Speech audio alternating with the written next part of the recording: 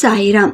సమర్థ సద్గురు సాయినాథ్ మహారాజ్ కి జై. ముందుగా మన సాయి కుటుంబ సభ్యులందరికీ నమస్కారం అండి.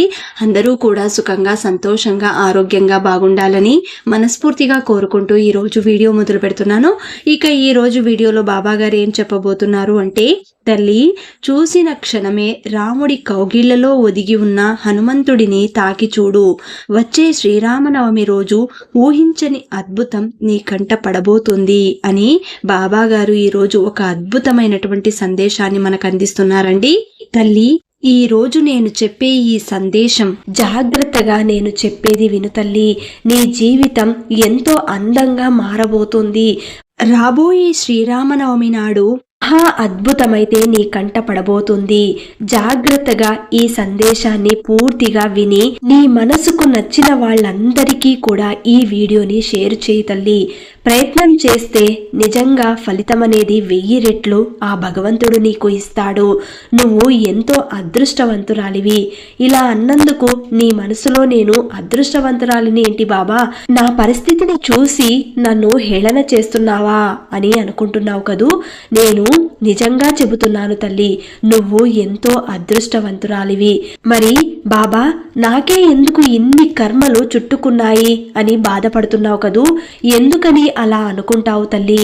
నువ్వు నిజంగా అదృష్టవంతురాలివే కాబట్టి నీ భర్త వల్ల ఎన్నో ఇబ్బందులు పడినా కూడా, అతని యొక్క ఆప్యాయత అనురాగాలు పొందలేకపోయినా కూడా నువ్వు అదృష్టవంతురాలివి అని ఎందుకంటున్నాను అంటే, కేవలం నీ బిడ్డల వల్ల.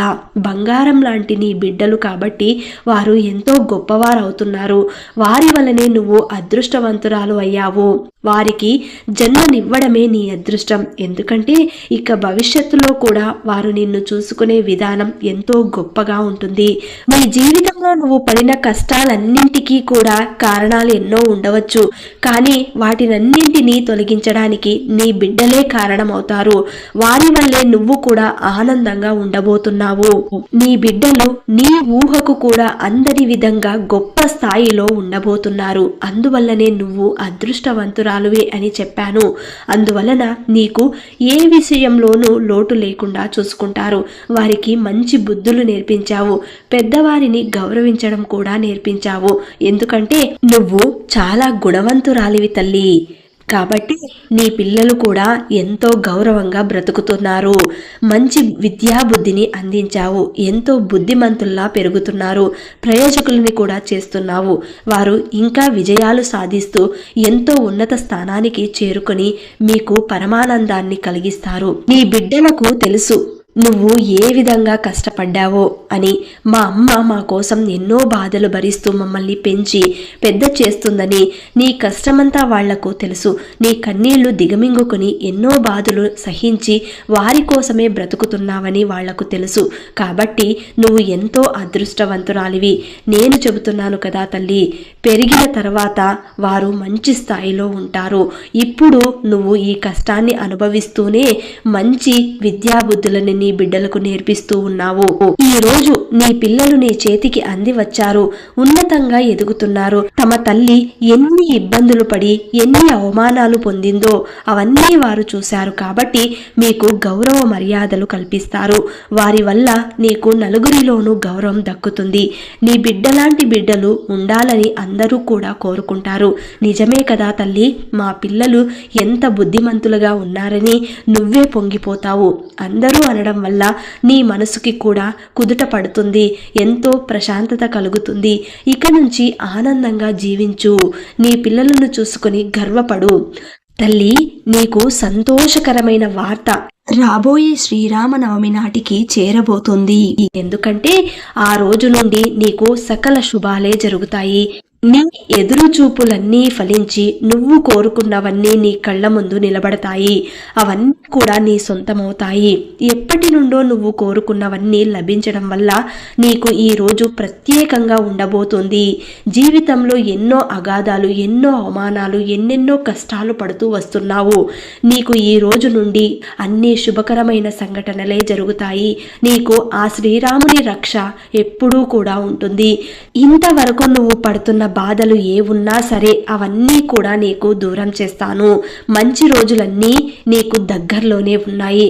చెడు రోజులన్నీ పోయాయి. జీవించడానికి అవసరమైనవన్నీ నీకు సమకూరుస్తాను. పడిన ఇబ్బందులన్నీ ఇక చాలు తల్లి. ఇకపై నువ్వు ఏది ముట్టుకున్నా సరే అది బంగారం అవుతుంది. నువ్వు ఏ పని తలపెట్టినా అందులో నీకు లాభాలే వస్తాయి.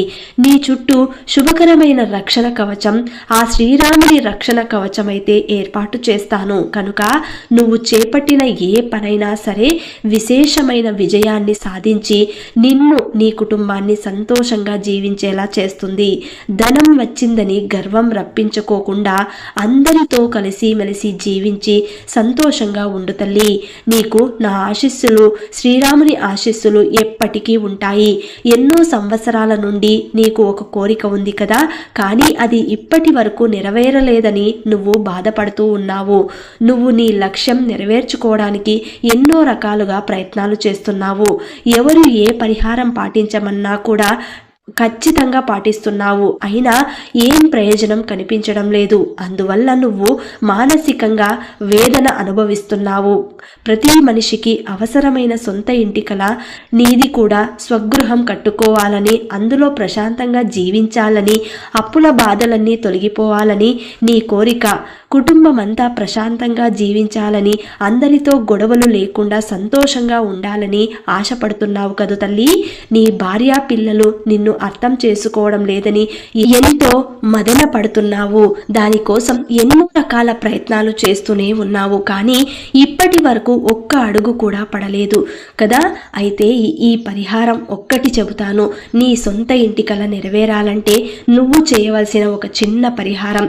ఎన్నో రోజులుగా తీరని సమస్యలు ఉన్నా, నీ కోరిక ఏది ఉన్నా సరే శ్రీరాముడితో చెప్పుకొని ఈ పరిహారం చెయ్యి. శ్రీరాముని చిత్రపటం గనుక ఉంటే నీ ఇంట్లో శ్రీరాముని చిత్రపటాన్ని శుభ్రంగా గంధం, కుంకుమ బొట్లతో అలంకరించి ఆ శ్రీరామునికి నైవేద్యాన్ని సమర్పించి ఉత్తరముఖంగా 5 దీపాలను వెలిగించి తమలపాకులు 11 తమలపాకులు తీసుకుని ప్రతి ఒక్క తమలపాకు పైన శ్రీరామ జయరామ లేదంటే జై శ్రీరామ్ అని రాసి ఆ ఆంజనేయ స్వామికి కానీ శ్రీరాముని చిత్రపటం ముందు కానీ ఆ మాలను సమర్పించాలి. ఈ విధంగా చేసినట్లయితే తప్పకుండా మీరు ఏ సంకల్పంతో అయితే ఈ కార్యాన్ని చేస్తున్నారో అది నిర్విఘ్నంగా పూర్తి చేయడానికి మీ ఇష్టదైవం తోడుగా ఉంటుంది.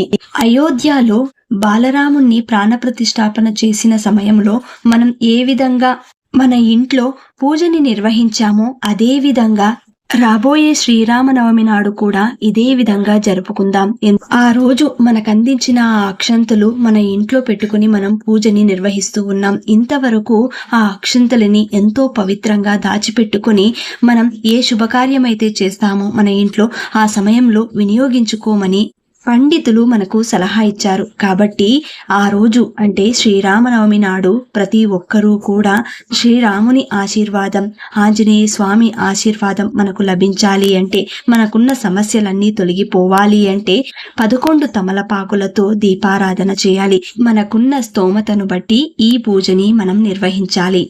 అలాగే ఆ తమలపాకుల పైన శ్రీరామ జయరామ అని రాసి స్వస్తిక్ సింబల్ని వేసి ఆ మాలను 11 తమలపాకులు గుచ్చి మాలలాగా అయినా మీరు కట్టి శ్రీరామునికి వేయవచ్చు. లేదంటే ఆంజనేయ స్వామి చిత్రపటం ఉంటే ఆంజనేయ స్వామికి కూడా మీరు సమర్పించవచ్చు. ఈ విధంగా సమర్పించిన తర్వాత మీ మనసులో మీ యొక్క కోరికని చెప్పుకోండి, సంకల్పం చేసుకోండి. స్వామి, ఈరోజు నేను తమలపాకులతో మీకు మాలని అర్పించాను, నైవేద్యాన్ని సమర్పించాను, 5 దీపాలను నీకు నివేదనగా అర్పించాను, నేతితో స్వచ్ఛమైన ఆవు నేతితో దీపారాధన చేశాను. ఇవన్నింటినీ పూర్తిగా అంటే మనస్ఫూర్తిగా స్వీకరించి నా సంకల్పాన్ని నెరవేర్చు తండ్రి అని చెప్పి ఆ శ్రీరాముని కానీ, సాయినాథుని కానీ, ఆంజనేయ స్వామిని కానీ మీ ఇష్ట దైవాన్ని మనసులో తలుచుకొని ఆ సంకల్పాన్ని మీరు చేయండి. తప్పకుండా మీకు సొంత ఇంటి కలే కాదు, ఏ కోరికతో అయితే ఆ సంకల్పాన్ని మీరు నిర్విఘ్నంగా పూర్తి చేశారో అది తప్పకుండా తీరుతుంది.